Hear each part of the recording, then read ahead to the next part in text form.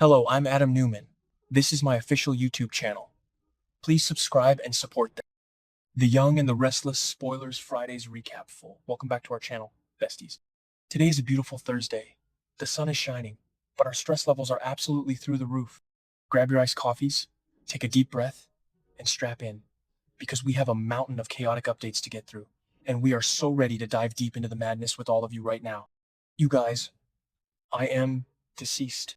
Stop what you are doing right this very second because I am literally shaking.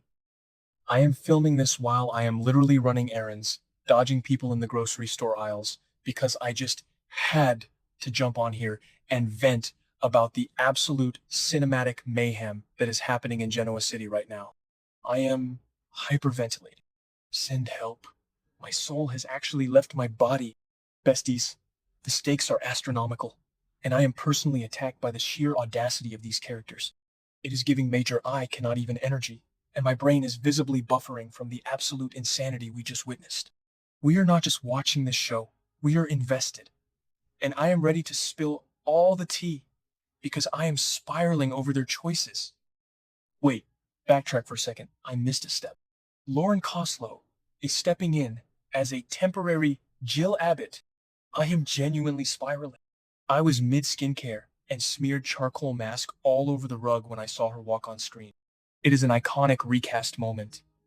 But honestly, Jill returning to town is stressing me out so badly. She is sharing scenes with Billy. And do not even get me started on the vibes. It is tense, it is dramatic, it is basically a ticking time bomb waiting to explode. Is she here to support Sally Spectra during her pregnancy? Because Sally has literally no family and desperately needs a mother figure right now. But knowing Jill, she might just be here to yell at Billy about Chancellor and completely ruin his life. Did I say that yet? Ugh, my brain is mush. Moving on. But seriously, the aesthetic of Jill walking into the room was so incredibly powerful. Wait, what was I saying? Oh, right.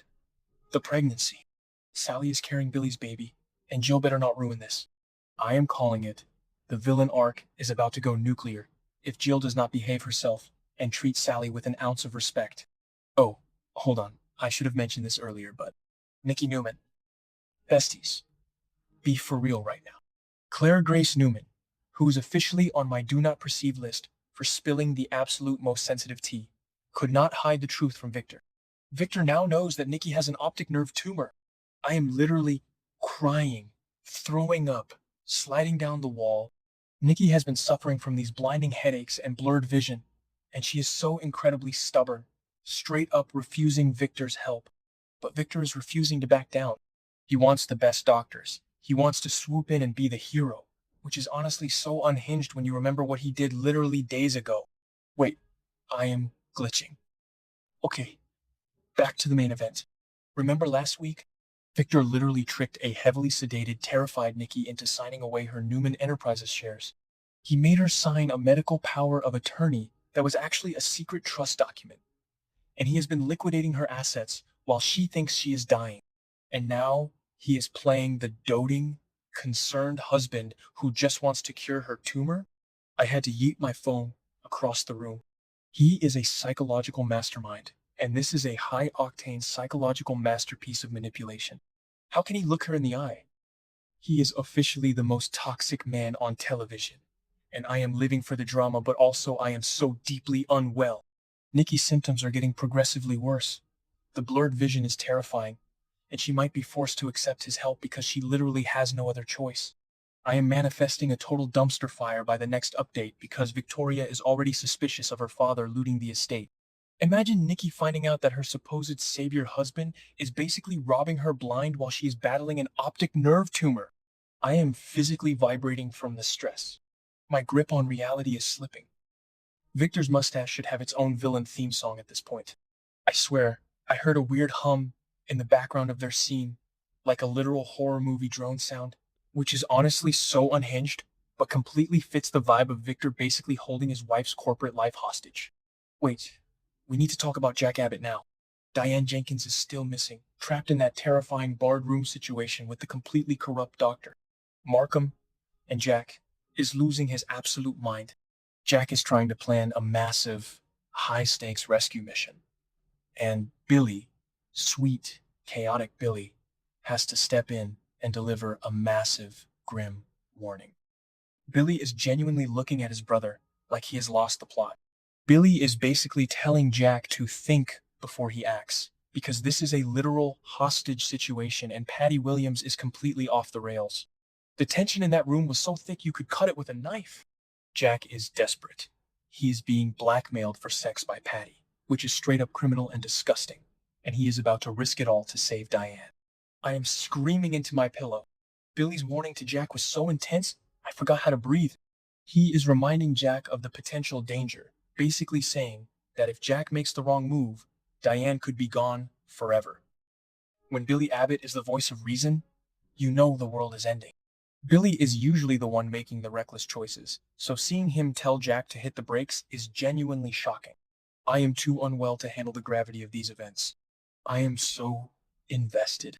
This situation is now my entire personality, and I am not okay. And then we have Kyle Abbott. Poor, sweet, completely clueless Kyle is on his own solo rescue mission to find his mother. He is running around Genoa City looking for answers. And who does he turn to? Tracy Abbott. Tracy is the only pure soul left in this entire toxic wasteland of a town. She is giving him advice, keeping him grounded. But we all know Tracy is secretly playing four-dimensional chess with Patty in the park. Did I mention Tracy caught Patty with the corrupt doctor earlier? My mind is racing so fast I cannot even keep the timeline straight. Kyle needs to listen to Tracy, because she is the only one who actually knows how to handle Patty's delusional blackmail schemes without getting someone killed. Tracy is the MVP. She is the mastermind, and I am straight up bowing down to her brilliance. I am so deeply entrenched in this lore that I do not know who I am anymore. Every single plot line right now is giving cinematic trauma. Jill is back in town and probably going to terrorize Billy or Sally, right when Sally is dealing with this incredibly fragile pregnancy. Sally has already lost baby Ava, she has been through absolute hell, and she does not need Jill Abbott breathing down her neck and causing her stress. I am literally hyperventilating just thinking about Jill unleashing her wrath on Sally. It is giving me major anxiety. And Victor gaslighting a dying Nikki while stealing her company? Bestie, be for real right now. That is a level of evil that I cannot even begin to process. Nikki is trying to be so strong, trying to maintain her independence while her optic nerve tumor is causing her agonizing pain. And Victor is just using it as a corporate power play. They are officially on my do not perceive list.